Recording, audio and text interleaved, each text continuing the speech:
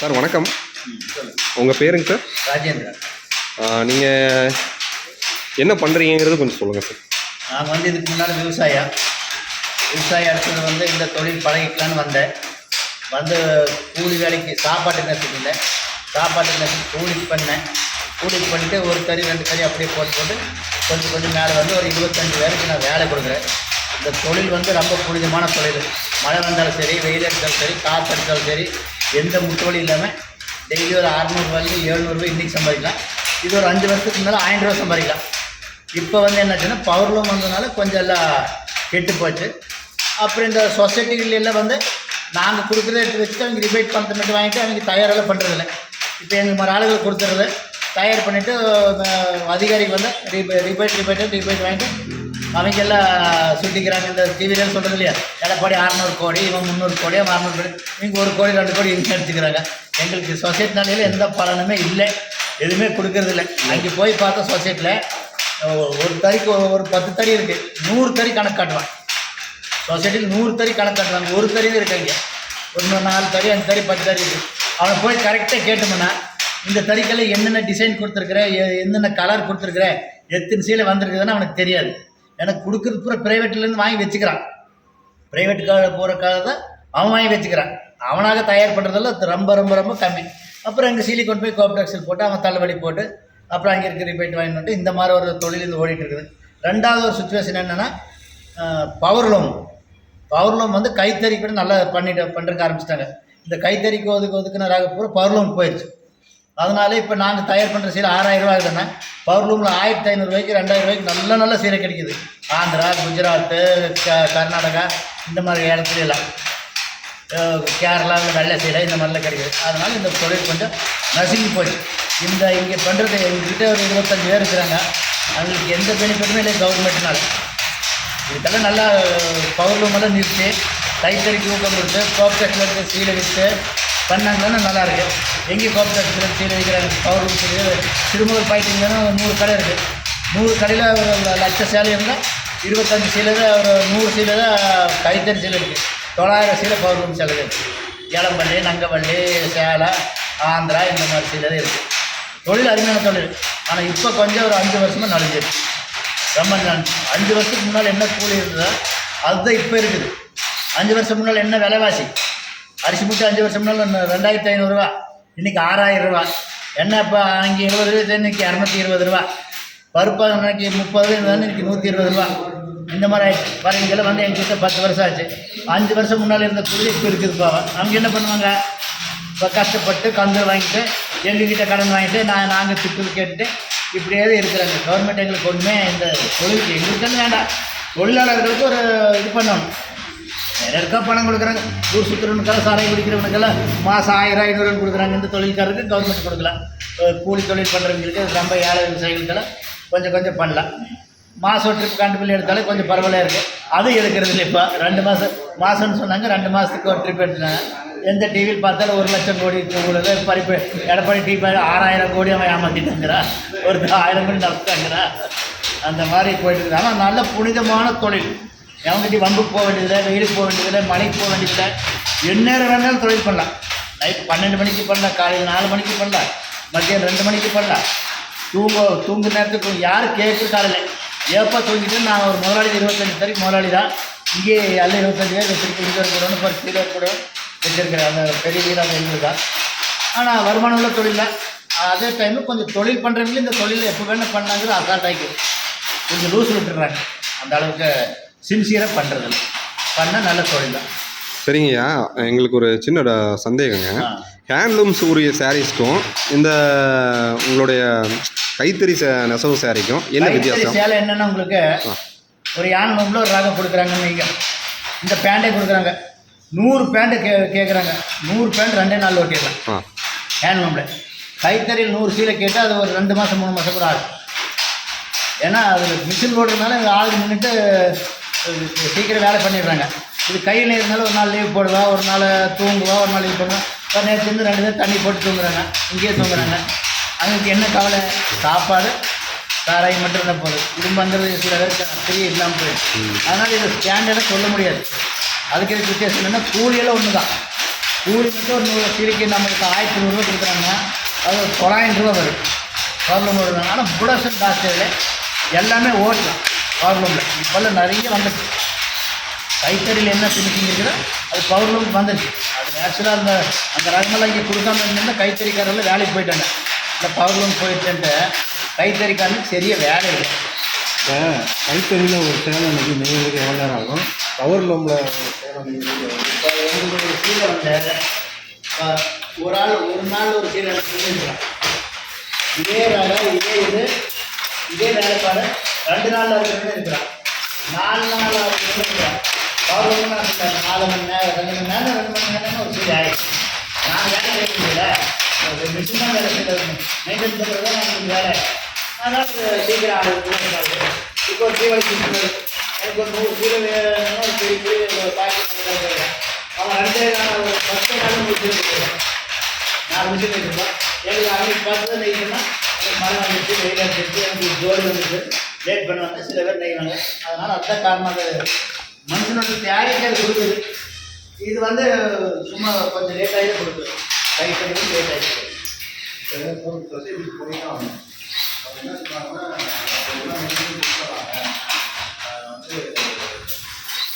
திரும்ப நாங்களே எடுத்துக்கணும்.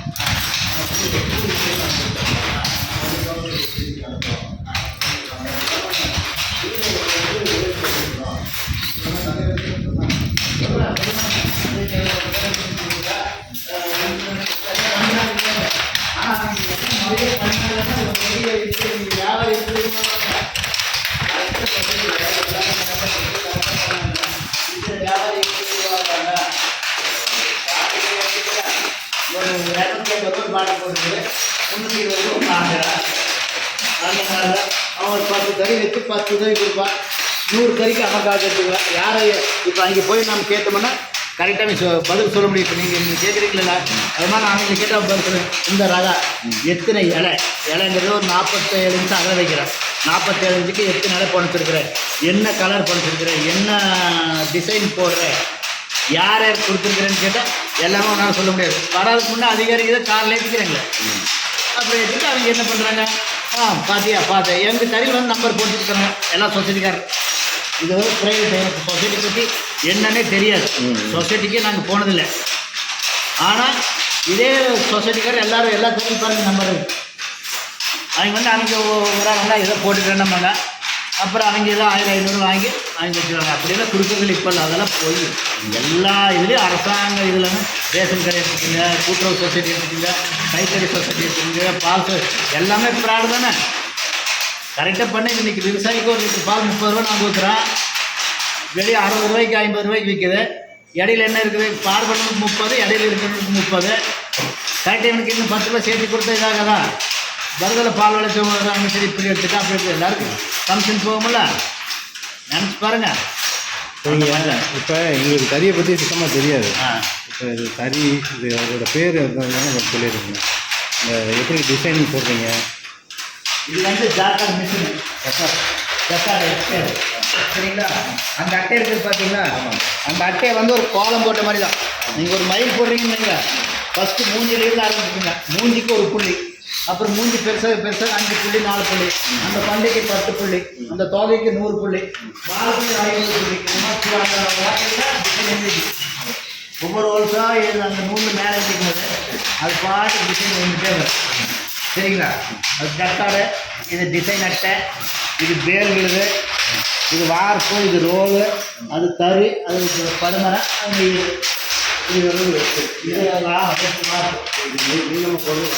இப்படிங்கிறது ஊடை ஊடை அந்த மாதிரி வந்து ஆமாம். இது அந்த காலத்துலேருந்து இருக்கிற கைத்தறி. இந்த தொழில் வந்து எங்களுக்கு வந்து புதுசு தான். எங்களுக்கு இதை பற்றி ஒன்றும் தெரியாது. இந்த தொழில் பற்றி இதெல்லாம் ஆல்ரெடி கொஞ்சம் இது இருக்கேன். நான் வந்து எங்களுக்கு தெரியாது. கரெக்டாக நான் கேட்கறேன், எனக்கு தெரியும். கரெக்டாக ஆளுநா இதெல்லாம் எப்படி பண்ணுறதுன்னு கேட்டால் எனக்கு சொல்ல தெரியாது. ஏதோ ஒரு குத்து மதிப்பாக அப்படியே பண்ணிட்டுருக்கேன். நானும் 25 பேருக்கு 30 வருஷம் வேலை கற்றுக்கிட்டேன். அதுதான் என்னுடைய காலேஜ். இப்போ அந்த நூலுன்னா எப்படி 10 நூல்? இது வந்து பெங்களூர் சைனா வார்ப்பு. சைனாலேருந்து வர்றது நூல். அது பெங்களூர்லேருந்து இங்கே வந்து இது கொண்டு போய் வேக வச்சு கலர் போடணும். சரி. என்ன கலர் வேணுமோ அந்த கலர் போடணும். போட்டு நம்ம கொண்டு அழைச்சி போட்டு அது தீர்ந்து நம்ம தண்ணி வந்து காலியாகிடும். கலர் பண்ணி காலியாகிடும். அதுக்கு புதுசாக போடணும். போட்டு அதுக்கு அச்சு பண்ணிக்கிறது. அச்சு பண்ணிட்டு அதை ஆள் ஊற்றி போய்ட்டு வந்து நிற்கலாம். சரிங்க, இப்போ வேலை செய்யக்கூடிய பணியாளர்கள் எல்லாருமே வயது முதிர்ந்தவர்களாக தான் இருக்காங்க. இளைய தலைமுறை ஆட்கள் யாருமே வந்து இதை கற்றுக்க விரும்புறது இல்லை. தம்பி அதுக்கு வர்றதில்லை. இப்போ விவசாய தொழிலானாலும் சரி, மற்ற நெசவு தொழிலானாலும் சரி, மற்ற இன்னும் சில தொழில்களும் அந்த இளைஞர்களெல்லாம் வர்றதில்லை. காரணம் என்னன்னா, இப்போ 400 ரூபாய் நான் கொடுக்குற ஒரு பொம்பளைக்கு பட்டு ஓடுறதுக்கு இந்த வேலை செய்யுது. அங்கே 250 ரூபா மில்லில் கொடுக்குறாங்க. அதுக்கு போகிறாங்க. 4 ரேட்லேருந்து ஏறிட்டு நல்ல பாட்டு போட்டு நல்ல ட்ரெஸ் பண்ணிட்டு போயிடுறாங்க. வருமானத்தை பற்றி அவங்க பார்க்கறதே இல்லை. அதே மாதிரி இது நிரந்தரமான வருமானமும் இல்லை. ஒன்று என்னன்னா, நிரந்தரமான வருமானமும் இல்லை. இப்போ நெய்யரா விவசாயம் பண்ணுறான், டிரைவராக இருக்கிறான்னா இது கொடுக்குறதில்ல, ஒன்று கொடுக்குறதில்ல. கம்பெனிக்கு போகிறானா நாளைக்கு இருக்கு 3 நாள் சரி கம்பெனி வேலை, 2 ஐடி வேலை, சொந்த தொழிலெல்லாம் கொடுக்குறாங்க. இந்த தொழில் டெய்லி 1000 ரூபா நெய் தான். கரெக்டாக நெச்சா 1000 ரூபாய்க்கு நெச்சிருவாங்க. நல்ல தொழில் தரல. ஆனால் இது பொண்ணு கொடுக்குறதில்ல. நிறைய பேர் பொண்ணு கொடுக்குறாங்க. வேறு சமாச்சாரம் ஒன்றும் இல்லை. இது எடுத்துக்கிட்டீங்கன்னா ஒரு 20 வயசு பசங்களும் ஒரு 100க்கு ஒரு ஆள் 2 ஆள் இருப்பாங்க. 198 வயசானவர்கள். அதான் எல்லாருமே ஒரு தலைமுறை தாண்டியவர்களாக தான் இருக்கிறாங்க. ஆமாம். இளைய தலைமுறையும் யாருமே இல்லை, 50 வயசு மேலே தான் இருக்காங்க. இன்னும் 2-3 பேர் வரல. எல்லாமே 50 வயசு, 45 வயசு, 60 வயசு, 70 வயசு இருப்பாங்க. இவங்களுக்கு போய் வேறு தொழில் பண்ண முடியாது. காரணம் என்னன்னா, இப்போ ஒரு இந்திக்கார வரலாம், வீடு பெயிண்ட் அடிக்கிறான், 1300 ரூபா கூலிங்கிறாங்க. இவங்க ஏரியாவில் பெயிண்ட் அடிக்க முடியாதுல்ல. தமிழ்நாட்டில் என்ன நடக்குது? தமிழ்நாட்டில் ஒரு கூலிக்கார ஒரு மாதத்துக்கு 1 கோடி ரூபா வாங்குறாங்கன்னா அதில் 60 லட்ச ரூபா வடநாடுக்கு போகுது, 40 லட்ச ரூபா எங்களுக்கு செலவு பண்ணுறாங்க. காரணம் என்ன? வறுமையில் இருந்து வந்து இங்கே வேலை நல்லா செய்யலாம். நம்மளுக்கு இங்கே இருந்து கொஞ்சம் சோர்ஸ் பண்ணிட்டு வேலை கம்மி தான் எங்களுக்கு. ஆமாம். சரியா? 6 மணிக்கு எழுந்திரிச்சு கட்டடத்து மேலே இருக்கிறான். எங்களுக்கு என்ன பண்ணுறாங்க? தாண்டி எடுத்துட்டு 9 மணிக்கு வர்றான். வந்தோடனே 9க்கு டீ கேட்குறான், டீ போண்டா. ஒரு 12க்கு கை விட்டுறான், 2க்கு வர்றான், 5க்கு கை விட்டுறான். அப்படி இல்லை, காலையில் ஆச்சு சாயந்தரம் 6 வரைக்கு வேலை பண்ணுறான். எங்களுக்கு ஒரு சிந்து மூட்டை மேலே தூக்கிட்டு போக சொன்னால் போக மாட்டேங்கிறாங்க. தண்ணி அடிச்சு கை காலில் செத்து போச்சு. சரிங்க, சிந்து மூட்டை அப்படியே தூக்கிட்டு போகிறேன். இப்போ இங்கே வந்து பணி புரியக்கூடிய பணியாளர்களுக்கு எவ்வளோ ஊதியம் வந்து ஒரு நாளைக்கு நீங்கள் கொடுக்குறீங்க? கரெக்டாக நெஸ்ஸா ஒரு 600லேருந்து 700 நெய்வாங்க. ஆனால் ரெகுலராக இந்த மாதிரி பண்ண முடியாது. டயர்டாயிரும். உங்களுக்கு ஒரு ஜோடி வரும், 1 மணி நேரம் எக்ஸ்ட்ரா தூங்குவாங்க. இந்த ஏதாச்சும் வேலை இடையில சின்ன வேலை இருக்குது. எப்படி ஒரு 500 ரூபா கெட்டி கட்டாயிருந்தாங்கன்னா ஒரு 8 வேலை பண்ணாங்க, 500 ரூபா கெட்டி. ரொம்ப சின்சியர் இருந்தால் ஒரு 700 800 சொந்த தறி இதில் கூலி தறி. இது 1000 ரூபா கூலி கொடுக்குறாங்கன்னா நாங்கள் அவங்களுக்கு 650 ரூபா கொடுப்போம். 655 ரூபா, 365 ரூபா, நான் 335 ரூபா அங்கே எடுத்துக்குவேன். அந்த 335 எங்களுக்கு ஒரு 200 ரூபா மேலே செலவு இருக்குது. ஒரு 150 ரூபா சீலுக்கு கிடைக்கும். 10 பேர் நினைச்சு 1500 ரூபா, 20 ரூபா, 3000 இப்படி எங்களுக்கு ஒரு தொழிலாயிடுச்சு. நாங்கள் வந்து இதெல்லாம் சுற்றி கொடுக்கணும், பார்த்துக்கணும், சுற்றி பண்ணி அங்கே லீவ் எடுத்து நாங்கள் கம்பெனி பண்ணணும் வந்தால் உடனே சுற்றி கொடுக்கணும். ஓகே. அந்த மாதிரி நிறைய தகவல்கள் எங்ககிட்ட பகிர்ந்துக்கிட்டீங்க.